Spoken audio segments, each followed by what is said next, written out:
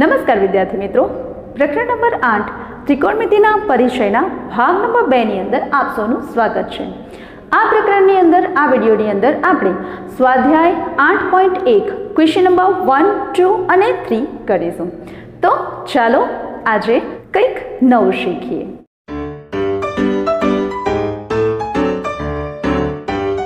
સ્વાધ્યાય 8.1 question number 1 શું કીધું છે કે ત્રિકોણ એબીસીમાં ખૂણો બી કાટખૂણો છે। એબી અને બીસીના માપ આપ્યા છે અને આપણે જે ગુણોત્તર આપ્યા છે તેના મૂલ્ય શોધવાના છે, બરાબર છે। સૌથી પહેલાં તમારે કામ શું કરવાનું છે, તો જ્યારે આવી રીતનું આપ્યું હોય ને તો તે ટાઈમે તમારે ત્રિકોણ પહેલો ડ્રો કરી લેવાનો। ત્રિકોણ ડ્રો કરશો ને એટલે અડધું સોલ્યુશન એમને એમ જ મળી જશે। સો અહીંયા આપણે કાટકોણ ત્રિકોણ ડ્રો કરીએ છીએ। ઓકે, કાટકોણ એમાં એવું કીધેલું છે કે એબીસી, નામ છે એબીસી અને ખૂણો બી કાટખૂણો છે, એટલે જ્યાં કાટખૂણો પડે છે એને ફરજિયાત તમારે બી નામ આપી દેવાનું અને બાકીનાને તમે કોઈ બી નામ આપો, એ બી અને સી। થઈ ગયું ત્રિકોણ એબીસી। હવે એબીનું માપ આપી દીધેલું છે 24 અને બીસીનું માપ આપી દીધેલું છે કેટલું, 7। તો નીચેના ગુણોત્તર, જે ગુણોત્તર આપ્યા છે એનું મૂલ્ય શોધવાનું છે। હવે તમારે આપણે જે શીખી ગયા છે સૂત્ર, એ સૂત્ર પર તમારે જવા પડશે, બરાબર છે। તો તમે એકવાર યાદ કરી લેજો એ સૂત્ર કયા કયા છે તે। ઠીક છે, આપણે સાઇન એની વાત કરીએ અહીંયા। તો સાઇન એ એટલે અહીંયા આપણે ખૂણા એની વાત કરવાની છે, એટલે આ ખૂણાની આપણે વાત કરીશું। હવે સાઇન એ મેં તમને યાદ રખાવેલું છે, સા એવું યાદ રાખવાનું। તો સામેની બાજુ, સાઇન એટલે સામેની બાજુ છેદમાં કર્ણ, બરાબર। તો અહીંયા કર્ણની જરૂર છે આપણને, જે આપ્યું નથી। સો દેટ મીન્સ પહેલાં આપણે કર્ણ શોધી લઈએ, આની બધી બાજુ આપણે પહેલાં શોધી લઈએ। સો કર્ણ શોધવા માટે કાટકોણ ત્રિકોણ જ્યારે હોય ત્યારે એની જો બાજુ શોધવી હોય તો પાયથાગોરસના નિયમનો આપણે યુઝ કરીએ છીએ। અને પાયથાગોરસનો નિયમ શું છે, કર્ણની લંબાઈનો વર્ગ બાકીની બે બાજુના લંબાઈના વર્ગોના સરવાળા જેટલો હોય છે। એટલે અહીંયા આપણે સૂત્ર મૂકીશું, લખું છું પહેલાં કે ત્રિકોણ એબીસીમાં ખૂણો બી બરાબર 90° છે, માટે અહીંયા પાયથાગોરસના પ્રમેય અનુસાર, પ્રમેય મુજબ શું આવશે, કર્ણ કોણ છે અહીંયા, એસી, કર્ણની લંબાઈનો વર્ગ બાકીની બે બાજુ કઈ છે, એબી અને બીસી, બાકીની બે બાજુની લંબાઈના વર્ગોના સરવાળા જેટલો હોય છે। આ પાયથાગોરસનો નિયમ છે, બરાબર। બાકીની બે બાજુ આપણને ખબર છે કઈ છે, એબી ઇઝ ઇક્વલ ટુ 24, 24નો વર્ગ અને બીસી બરાબર કેટલા છે, તો 7², બરાબર। હવે 24નો વર્ગ કરવાનો છે। આ વર્ગ ધોરણ 10ની અંદર ભણતા જેટલા બી વિદ્યાર્થીઓ છે તે બધાએ 1 થી 25 સુધીના વર્ગ અને એનું વર્ગમૂળ ફરજિયાત યાદ રાખવાનું, જેથી તમને એક્ઝામની અંદર જરાક પણ તકલીફ નહીં કરે। હવે 24×24 કરવા બેસો તમે તો તમારો ટાઈમિંગ બહુ જ જશે। તો યાદ રાખી લેવાનું 24નો વર્ગ શું છે, કેટલા થશે, 576 અને 7નો વર્ગ કેટલો થાય, તો 49, બરાબર। આ બંનેનો સરવાળો આપણે કરી લઈએ, કેટલા થશે, 625, બરાબર, 625। કોણ મળ્યા આપણને, AC² મળ્યા છે। આપણે તો જો AC શોધવાનું છે, શું કરીશું, બંને બાજુ વર્ગમૂળ આપી દઈએ, then AC is equal to વર્ગમૂળની અંદર 625, ધેન AC ઇક્વલ ટુ કેટલા થશે, 625નું વર્ગમૂળ કેટલું નીકળે છે, 25। એટલે આપણને આ બાજુ પણ મળી ગઈ કેટલી, 25, બરાબર। બુક્સની અંદર ફક્ત આ બે જ ગુણોત્તર શોધવા માટે કીધા છે, હું તમને બધા જ શોધતા શીખવીશ, બરાબર છે। એટલે તમને તમારા માઇન્ડની અંદર એકદમ ફિક્સ થઈ જાય કે હા આવી રીતે જ કરવાનું છે। નંબર 1 શું છે તમારું, સાઇન એ બરાબર કોસ એ, ટેન એ, કોટ એ અને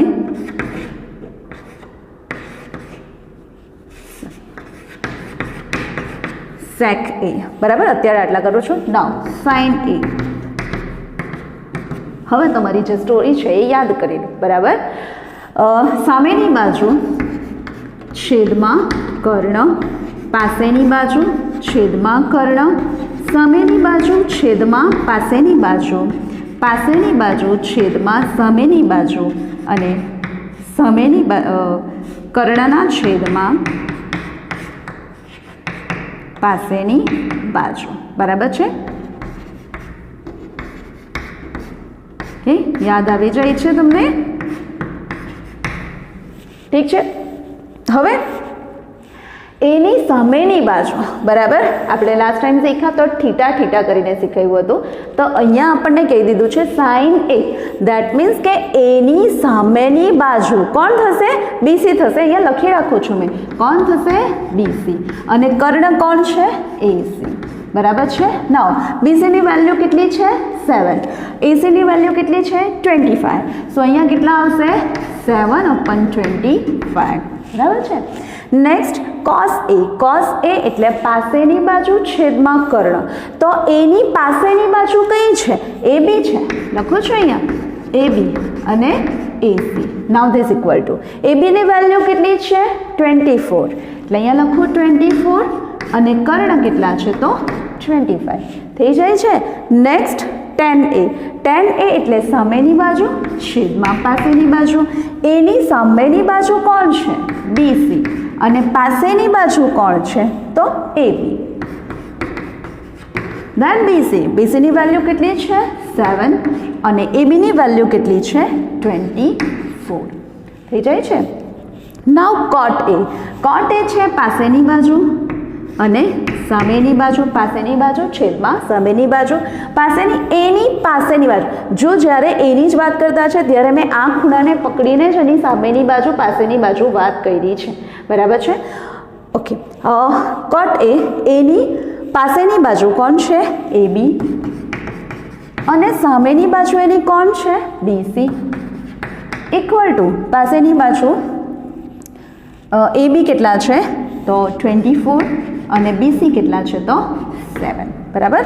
નાઉ sec A, કર્ણના છેદમાં પાસેની બાજુ. એટલે કર્ણ કેટલો છે તમારી પાસે? AC અને પાસેની બાજુ કેટલી છે તમારી પાસે? AB. ધેન કેટલા આવશે? 25/24. એસીની વેલ્યુ છે 25 અને એબીની વેલ્યુ છે 24. થઈ ગયું? હવે નેક્સ્ટ એક બાકી રહ્યું છે તે તમે કરી લેજો. બરાબર છે? બુક્સની અંદર ફક્ત સાઇન એ અને કોસ એ શોધવા આપ્યું છે, પરંતુ મેં બધા જ અહીંયા ગુણોત્તર એટલા માટે શોધ્યા કે તમારા માઇન્ડમાં ફિટ થઈ જાય કે આમાં કશું છે જ નથી. બરાબર છે? તો આપણે આરામથી આ એક્ઝામ્પલ કરી શકીએ છીએ. નેક્સ્ટ છે સાઇન સી અને કોસ સી. એ પણ આપણે અહીંયા હવે અહીંયા શું કીધેલું છે? સાઇન સી અને કોસ સી શોધવાનો છે. દેટ મીન્સ આપણે કયો ખૂણો પકડવાનો છે? જે સી ખૂણો છે. એટલે હવે આપણે આને થીટા તરીકે લઈ લઈશું. બરાબર છે? હવે સાઇન સી, સાઇન એટલે સામેની બાજુ છેદમાં કર્ણ. બરાબર? સામેની બાજુ છેદમાં કર્ણ. ઓકે. सीની સામેની બાજુ કોણ છે? તો 24 છે. દેટ મીન્સ 24 અને કર્ણ કોણ છે? AC 25 છે. બરાબર? 0/25. cos સી, સીની cos નું સૂત્ર શું? પાસેની બાજુ છેદમાં કર્ણ. સો અહીંયા લખીએ પાસેની બાજુ છેદમાં કર્ણ. નાઉ ધીસ ઇક્વલ ટુ સીની પાસેની બાજુ કોણ છે? તો 7 અને કર્ણ કોણ છે? તો 25. બરાબર? એટલે અહીંયા 7/25. આઈ થિંક કે તમને સમજાઈ ગયું હશે. બરાબર? તો આની અંદર કે બાકીના જે ગુણોત્તર છે like tan C, cot C, sec C and cosec C, આ બધા ગુણોત્તર તમારે શોધીને મને કોમેન્ટમાં લખવાના છે. ઓકે, થઈ જશે.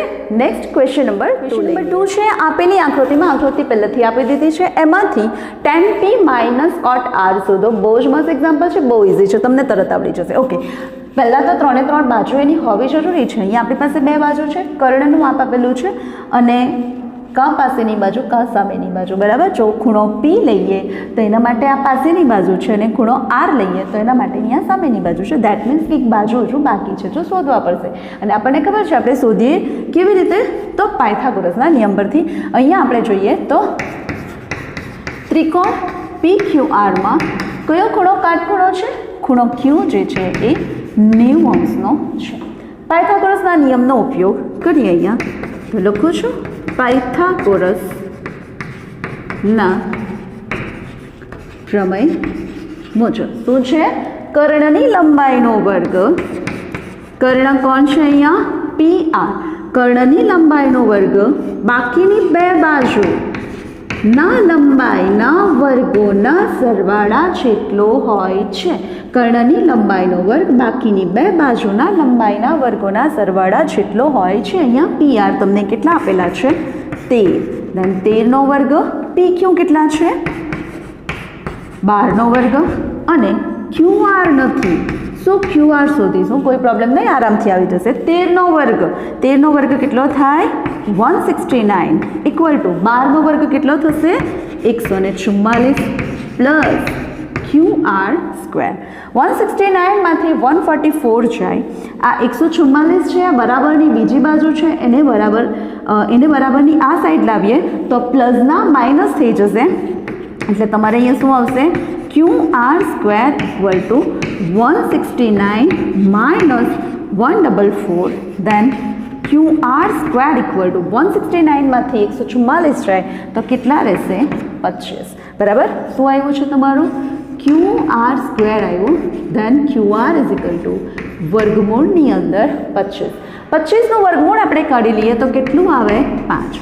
એટલે તમને ક્યુ આર મળી જશે કેટલા? 5. આ તમને મળી ગયા 5. હવે આપણે શોધી કાઢીએ. શું કીધેલું છે? tan p minus cot r કરવાનું છે. તો tan p અને cot r ની અલગ અલગ વેલ્યુ શોધી લઈએ. તો અહીંયા લખું છું tan p equal to, that means આપણે ખૂણા p ની વાત કરવાની છે. ઓકે. tanનું સૂત્ર શું છે? સામેની બાજુ છેદમાં પાસેની બાજુ. આ તમારે ખાસ યાદ રાખવાનું છે. સામેની બાજુ છેદમાં પાસેની બાજુ. ઓકે. p ની સામેની બાજુ કોણ? તો ક્યુ આર. અને પાસેની બાજુ કોણ? તો પી Q. Then Q R is equal to કેટલા આવશે? 5. અને પી ક્યુ બરાબર કેટલા આવશે? 12. દેન 5/12. હવે બીજું શું શોધવાનું છે? કોટ આર. અહીંયા લખી દઈએ. કોટ આર ઇક્વલ ટુ, કોટનું સૂત્ર શું છે? ટેનનું ઉલટું. બરાબર. ટેન આવી ગયું સામેની છેદમાં પાસેની, એટલે ટેનનું ઉલટું, ધેટ મીન્સ પાસેની બાજુ છેદમાં સામેની બાજુ. દેન આરની પાસેની બાજુ કઈ? તો કોણ થશે? Q r. અને આરની સામેની બાજુ કઈ? તો પી q. Now this equal to also 5/12. હવે શોધવાનું છે tan p minus cot r equal to કેટલા થશે? 5/12 માઇનસ 5/12 અને 5/12 માઇનસ 5/12 કેટલા આવે? 0. સો તમારો આન્સર અહીંયા આવી જાય છે 0. નાઉ લાસ્ટ ક્વેશ્ચન નંબર તમારો લાસ્ટ ક્વેશ્ચન નંબર 3. શું કીધેલું છે? Sine a equal to 3/4. ખૂણા એનું માપ આપ્યું છે.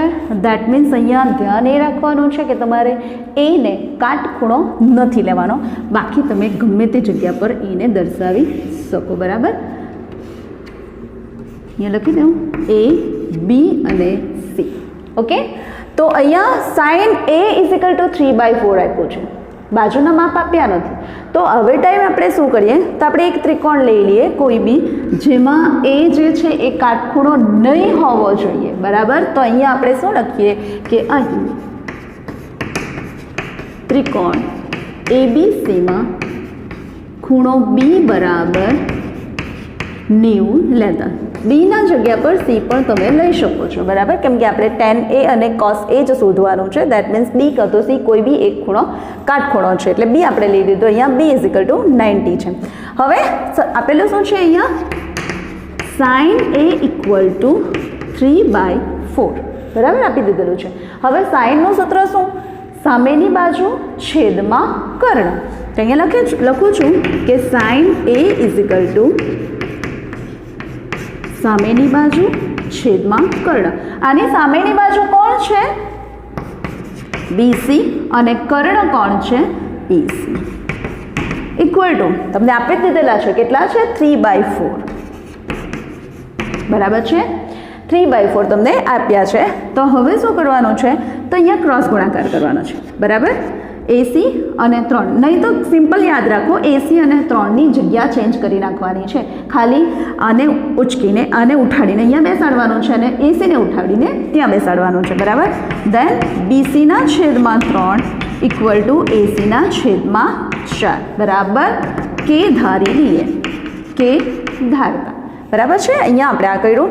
દેટ મીન્સ શું આવશે કે આ બંનેની જગ્યા પર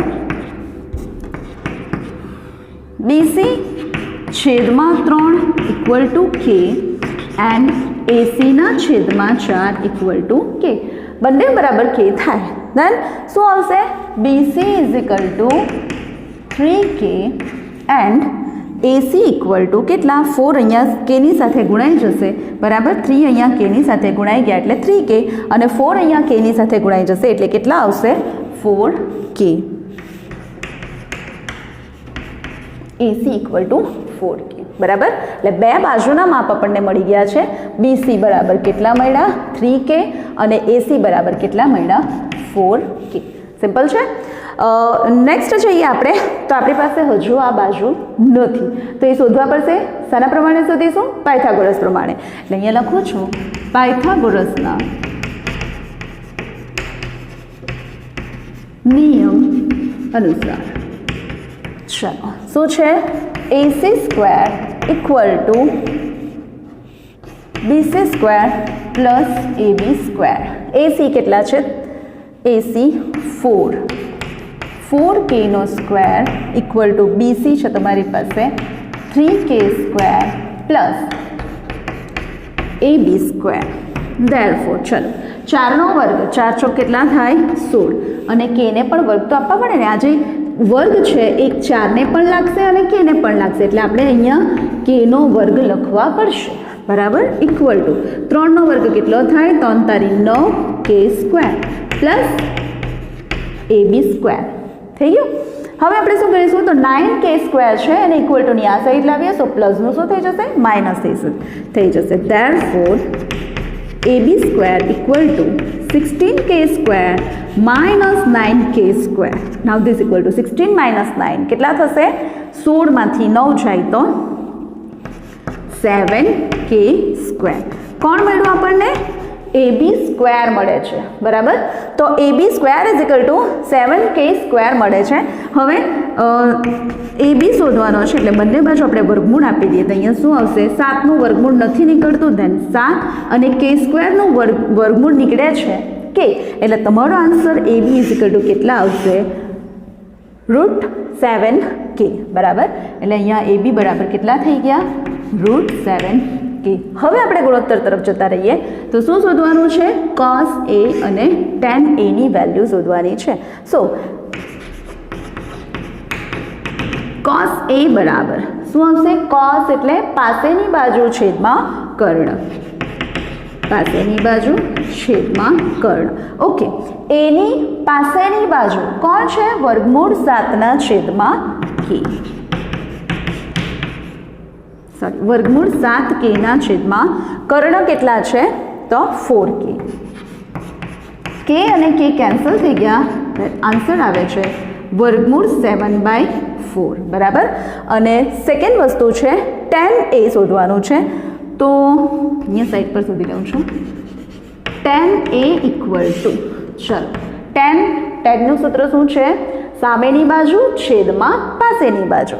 સામેની બાજુ કોણ છે? અહીંયા છેદમાં પાસેની બાજુ. દેન એની સામેની બાજુ કોણ? તો 3k અને પાસેની બાજુ કોણ છે? તો વર્ગમૂળ 7k. એમ k કેન્સલ થાય તો આન્સર કેટલો આવશે?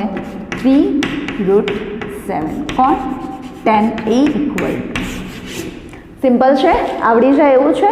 આવડી જ જશે. બરાબર. તમે ફરીથી બીજા જે ગુણોત્તર બાકી રહ્યા છે cos અને tan સિવાયના એનો પ્રયત્ન કરજો અને જાતે કરવાનો પ્રયત્ન કરજો.